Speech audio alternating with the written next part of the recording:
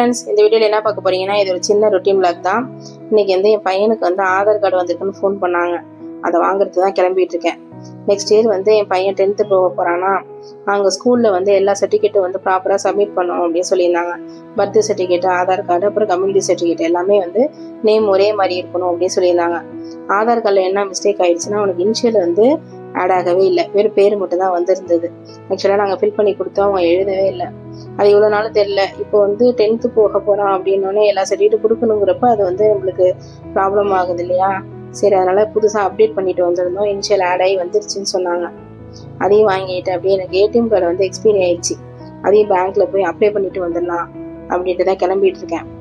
தம்பி காலையில் தோசை ஊற்றி கொடுத்தேன், சட்னி அரைச்சி சாப்பிட்டுட்டு ஸ்கூலுக்கு கிளம்பிட்டான். அவனுக்கு இன்னைக்கு எக்ஸாமு, ஹாஃப் டே தான், லஞ்சும் கிடையாது, ஸ்நாக்ஸும் கிடையாது. அதனால் காலையில் சீக்கிரம் வேலை முடிஞ்சிருச்சு. அதனால் நானும் கடகடன்னு ரெடி ஆகிட்டேன். பாப்பா தூங்கிட்டு தான் இருக்கா. அவள் எழுந்திரிக்கங்காட்டி நான் சாப்பிட்டுட்டு கிளம்பிடணும். நானும் வருவேன் அழகு அடம்பிடிக்க ஆரம்பிச்சிடா. நம்மளால கிளம்ப முடியாது. அவளை சமாதானப்படுத்திட்டு கிளம்பிட்டு போனோம்னா லேட் ஆகிடும்.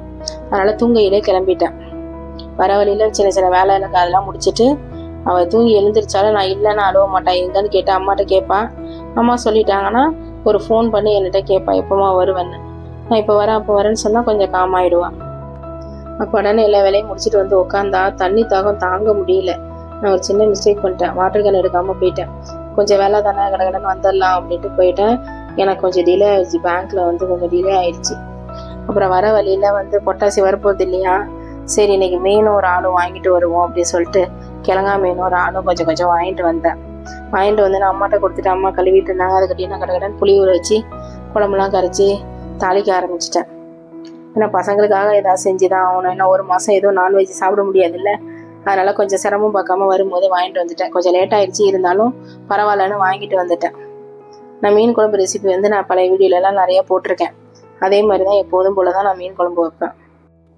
கிழங்கா மீன் தான் இன்னைக்கு கிடச்சிது, அதை வாங்கிட்டு வந்தேன். ஆக்சுவலாக நான் சங்கரா வாங்கணும்னு தான் நினச்சேன். நான் எதிர்பார்க்குற அந்த சங்கரா வந்து கொஞ்சம் நல்லா இல்லை, கொஞ்சம் பழசு மாதிரி தெரிஞ்சிச்சு. ஆனால் கிழங்கா மீன் வந்து ரொம்ப ஃப்ரெஷ்ஷாக இருந்தது. அதனால தான் அதை வாங்கிட்டு வந்தேன். குழம்புலாம் கரைச்சி மீன் குழம்பு வச்சாச்சு. அது ஆளும் அம்மா வாஷ் பண்ணி கொடுத்துட்டாங்க. அதையும் கடகடன்னு தாளிக்க ஆரம்பிச்சிட்டேன். பாப்பாவுக்கு பசி வந்துருச்சு. என்னம்மா இவ்வளோ நேரட்டாக வாங்கிட்டு வந்திருக்கேன், எனக்கு இன்னைக்கு பசிக்குதுமா, நீ இல்லைன்னு காலையில் நான் சாப்பிடவே இல்லைன்னு சொன்னான். பாவமாக இருந்தது. நான் இல்லைன்னா சாப்பிட விட மாட்டா சரியா. நான் வரும்போது ஏதாவது ஸ்நாக்ஸ் வாங்கிட்டு வருவோன்னு நினச்சா நான் ஸ்நாக்ஸ் வாங்கலாம், எனக்கு டைம் இல்லை. ஆக்சுவலாக நான் போன வேலை ஒன்று, முடிஞ்ச வேலை ஒன்று. ஆதார் கார்டும் பேங்க்குமே எனக்கு வந்து ரொம்ப நேரம் ஆயிடுச்சு. அதனால் கிராசரிஸ் கூட வாங்கலை. சரி அப்புறமே போய் வாங்கிக்கலாம் அப்படின்ட்டு விட்டுட்டேன். ஏன்னா மீன் குழம்பு நம்ம மீன் வாங்கிட்டோன்னு வச்சுக்கோங்களேன், அதை கழுவி குழம்பு வைக்கிறதுக்கு கொஞ்சம் டிலே ஆகும் இல்லையா. அதனால் கடகடன்னு வீட்டுக்கு வந்துட்டேன். என்னதான் நான் லேட்டாக சமையல் ஆரம்பித்தாலும் நல்லா 1 மணி நேரத்துலேயே சமைச்சு முடிச்சிட்டேன். ஏன்னா அம்மா சாதம்லாம் வடித்து ரெடி பண்ணி வச்சுருந்தாங்க. குழம்பும் வறுவலும் தானே. மீன் வறுவல் வந்து பசங்க சாப்பிட மாட்டாங்க. அவங்களுக்கு வந்து நான் தான் முள் எடுத்து ஊட்டி விடணும். அதனால் சாதத்தை முதல் சாப்பிட்ருவாங்க. அப்புறமே நான் தட்டில் எடுத்து வச்சு தனியாக அவங்களுக்கு ஊட்டி விடுவேன். ஏன்னா கிழங்கா மீனில் வந்து ரொம்ப முள் இருக்கும். அதனால் பசங்களுக்கு சாப்பிட தெரியாது. நான் தான் ஊட்டிடுவேன். தம்பிக்கு ஸ்கூல் போயிட்டு வந்து பசிங்க நல்லா கடகடன்னு சாப்பிட்டான். 2 பேரும் சாப்பிட்டுட்டு குழம்பும் நல்லா இருந்தது, ஆளும் நல்லா இருக்கு அப்படின்னு சொன்னாங்க.